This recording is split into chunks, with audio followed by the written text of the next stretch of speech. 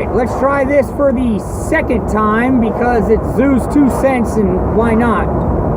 So we're going to talk about Backlash 2016 that happened on September 11th of 2016 for the SmackDown Live brand. Don't know why they just don't call it SmackDown, but anyways. We're going to start with the pre-match, or the pre-show match, I don't know how you want to call that, the free-for-all. Baron Corbin and Apollo Crews. Huge fan of Apollo Crews. Well, I wouldn't say huge fan. I like Apollo Crews. I like what he could do in the ring. He's a future heavyweight champ. By SummerSlam, I'm pretty sure he will have been heavyweight champ at least once. If not in the running to get a title match at SummerSlam. Let's see. Moving on to the actual show because I don't remember who won between Corbin and Crews. That's how unimportant the match was. We're moving on to the 6-pack women's challenge, the elimination match for the brand new SmackDown Live Women's Championship, SmackDown Women's Championship. I'm not going to say SmackDown Live anymore. That's ridiculous. So we had the entire Divas minus Eva Marie because she was an idiot and decided she was going to get suspended for 30 days like a jackass. I wanted Natalya to win. Like, I'm going to keep it 100%. I really wanted Natalya to win. But Becky Lynch won. That's who I thought was going to win. Like, going into the match, I was like, yeah, Becky Lynch is going to win this match. I really wanted Natalya to win in my heart. You know, she's the Queen of Hearts. But, didn't go out like that. Carmella eliminating Nikki Bella was the highlight of the match. The end was kind of lackluster. You knew once it got down to Carmella and Becky Lynch, it was obvious that Becky Lynch was going to win. Would have liked to see Naomi do better. More. She did great. Definite future women's champ. If they don't give the belt to Naomi anytime soon, there's just something wrong with how shit works in WWE. But we already know that, don't we? So, moving on from that, we have the second chance match for the WWE SmackDown Tag Team Champions. For the Usos and the Hype Bros, which the Usos technically didn't deserve it because of how they got in the match after losing in like 25 seconds to American Alpha. But their heel turn is freaking epic, and I love it. Their heel turn goes over. It's over with me. I'm over. I'm loving it. I love the new look. I love the fact they don't do that damn dance no more. All that. I mean, it's heritage, whatever. I understand that. I'm not Samoan, so I don't connect with it. I apologize to all the Samoan wrestling fans out there and the Samoan heritage. I'm a fan of 99% of the Samoan wrestlers that are out there. So let's be honest on that. Just not a fan of that dance. So the Hype Bros, man, I'm just over those dudes. Zack Ryder, God, I wish he'd just go away. Now they got Kurt Hawkins back. You might as well just pair them back up together and call them the Major Brothers. Mojo Rally, I like his pounce. The pounce he does is epic. Reminds me of Marcus Corvon / Monty Brown, the alpha male. It's just, nobody does it better than him, but Mojo comes in pretty close. The Usos went over, obviously, to make it a heel-face match in the finals. Well, we'll get into that in a minute. Next up is Miz and Ziggler, and I'm not very fond of Ziggler. I especially hate Ziggler. I'm not a fan of the Miz either, but glad the Miz went over. I like the way he's trying to come off as more legit, trying to be, let's say, yeah, legit. I mean, he's trying to be more legit, and he's just, it's okay, but it just doesn't fly for me. I'm not a fan of The Miz. I'm not a fan of Ziggler. I could have cared less who won, who lost. The Miz won with help from Maurice, of course. It wouldn't have happened any other way. I would have liked to seen The Miz go over clean, but, you know, that's what Maurice is there for, to make sure he holds on to that title. I'd honestly like to see Maurice get back in the ring too, but that's a whole nother topic we won't get into. Smell smoke. Smells like a fire. But so that is Miz keeps the Intercontinental title. Let's see what happens in between that. Some dumb stuff, I think. I can't really remember. It was almost a week ago. Match-wise, we'll just jump right into the finals of the tag team tournament with Heath Slater and Rhino against the Usos. Now, I'm a fan of Rhino back in, say, 2001. When he debuted in ECW, he was a beast. He came over to WWE, was helping Edge and Christian and the Hardys, Dudleys, three-way thing. I liked how they were integrating more people into that story arc of those three tag teams back then. But once he went to TNA, he kind of got watered down. You know what I mean? He got old. You can't really do all the same stuff that you used to. ECW kind of faded away. He tried burning the belt, which we all know it wasn't really the belt in the freaking bag. You said it was, but because WWE was gonna sue if I opened the bag, it's in there. No, it wasn't. You guys probably took the fucking TNA belt and just burned that because it was such garbage. So Rhino's kind of iffy for me. He's one of those veterans from my past that I was a fan of, and now he's just kind of there like the Big Show. But Heath Slater, it was funny at first, the whole I'm the hottest free agent. Like, you broke up the Social Outcasts. Who cares that Adam Rose got fired and freaking, whatever. Nobody liked him anyways. Could have added Jack Swagger, Jinder Mahal. You could have put, God, almost anybody that was a jobber in that group and could have kept that group together. But no, you split them up. The Social Outcast was great.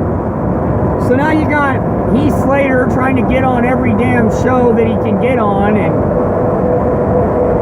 losing every match. And it got kind of old real quick. And then he's in this tag team tournament, and it's like as soon as they won the first match, it was instantly, you knew he was going to win these goddamn tag team titles with Rhino for no reason. Just other to give him a SmackDown contract. So what? You could have kept this thing going with him showing up, trying to get a job and losing. People would have got more behind him. Excuse me. Now the people are going to be watered down with it because now he's accomplished the goal. There's nothing else to strive for besides being the tag team champion of SmackDown. Woohoo! There's one thing I hate is when you throw two guys together that have no tag team chemistry at all and make them tag team champions. Now I know what you're thinking, but Zoo, where do you have examples of this situation? Let's see. Every time Stone Cold Steve Austin held the tag team titles, I shouldn't have to relive his partners because we all know who they were. So we could do him. We could do John Cena. Every time John Cena won the tag team titles, it was the same freaking thing.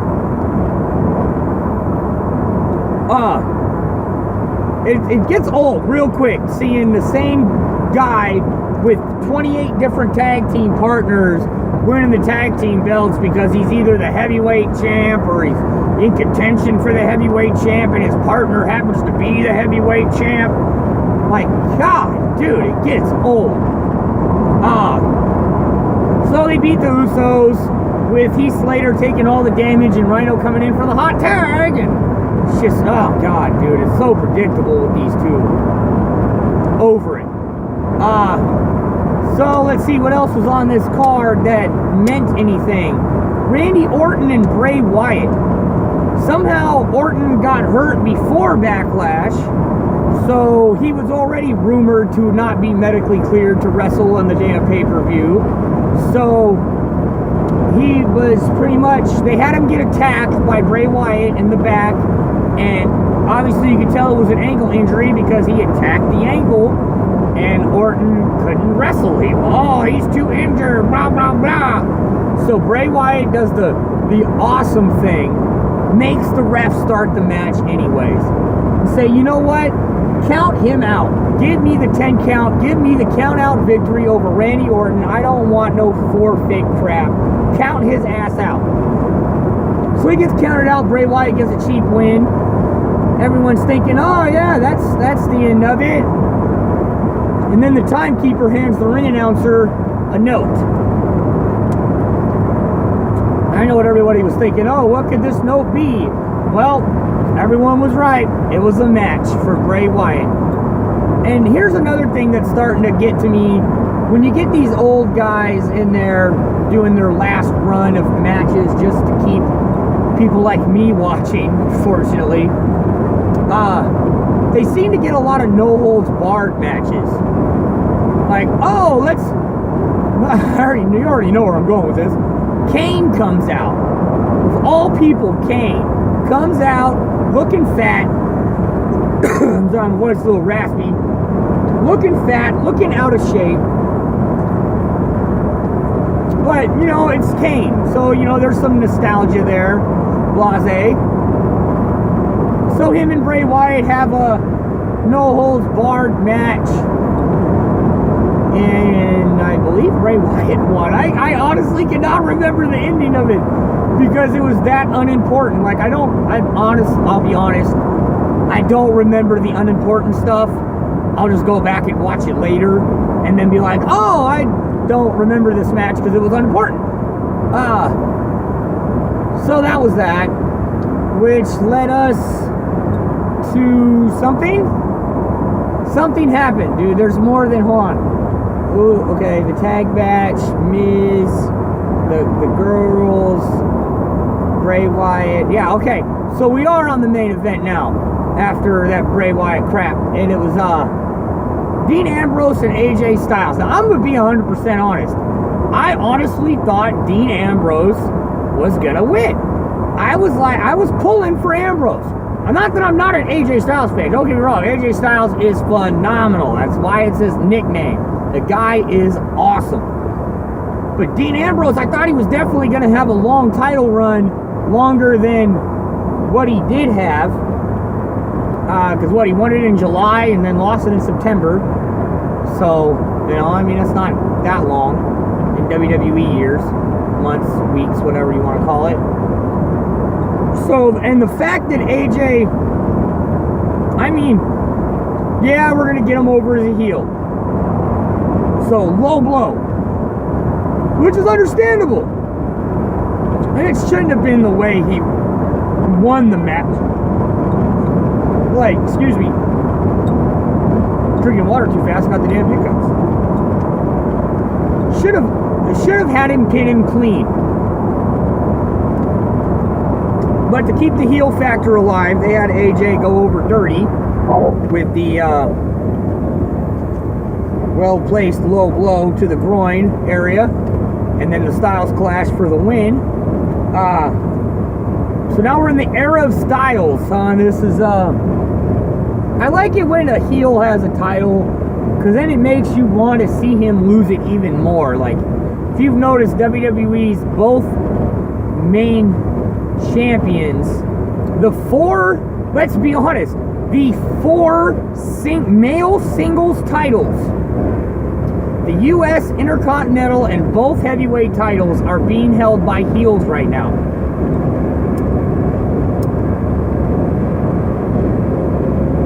You have Kevin Owens and Rusev on Raw, and then you got The Miz and AJ Styles on SmackDown, which you can't go wrong, because you want to see a face come out and beat them for their belts. So it's good to see. It's going to be good to see who's Miz's next opponent and who Styles. Obviously, they're going to have him face John Cena and Dean Ambrose at No Mercy in October, which, whatever, dude. It's probably, you know, Styles is going to blow Cena and probably win that too. So look for AJ to retain that. I'm calling that right now. a month away from the pay-per-view. I'm calling AJ Styles beats both John Cena and Dean Ambrose. Yeah, I mean, the main event was cool, but the whole show ended 20 minutes early. Like, you might as well turn these brand pay-per-views into freaking in-your-house type shows. Then you gotta think, we're gonna have 19 pay-per-views a year now.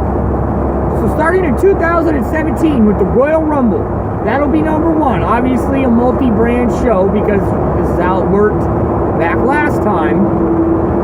So you're gonna have the main four, Rumble, WrestleMania, SummerSlam, and Survivor Series, and then in between those months, the other 8 months in between that, you're gonna see 2 pay-per-views a month, plus the NXT specials that are gonna air before each one of the 4 major pay-per-views. And then, you know, whatever. I mean, they only watch it on the network. Get the network. That's how I watch it. You know what I mean? And I watch everything else on YouTube. So big shout outs to WWE for putting their product on YouTube for me to watch it, because I don't have cable. So, but all in all, you know, it's one of those things where SmackDown is honestly probably the top brand right now. It is, I am more interested to see what happens on SmackDown than I am with Raw. The only thing I'm interested in from Monday Night Raw is what Kevin Owens is doing. Other than that, I can give 2 shakes of a pig's nose about what's going on Monday Night Raw. SmackDown, on the other hand, you can't go wrong with any storyline they got shooting the breeze, and it's a good 2 hours of programming, and I think they should up it to 3.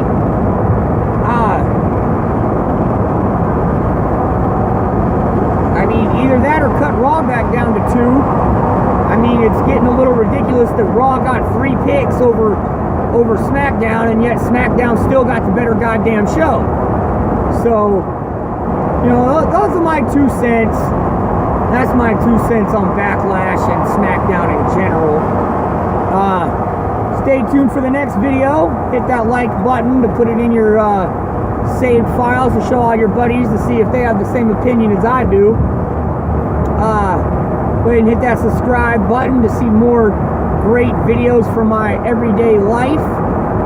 My 2 cents on professional wrestling and good old action figure animations, because that shit's awesome. So y'all stay fresh out there. Keep your heads high. Keep your eyes glued to that TV. And don't miss a second of anything going on in the world of professional wrestling. But don't worry, if you do, I'll be right here to keep you in line and make sure you're caught up to date. So, y'all have a good one out there. This was my 2 cents. And this is Zoo saying deuce.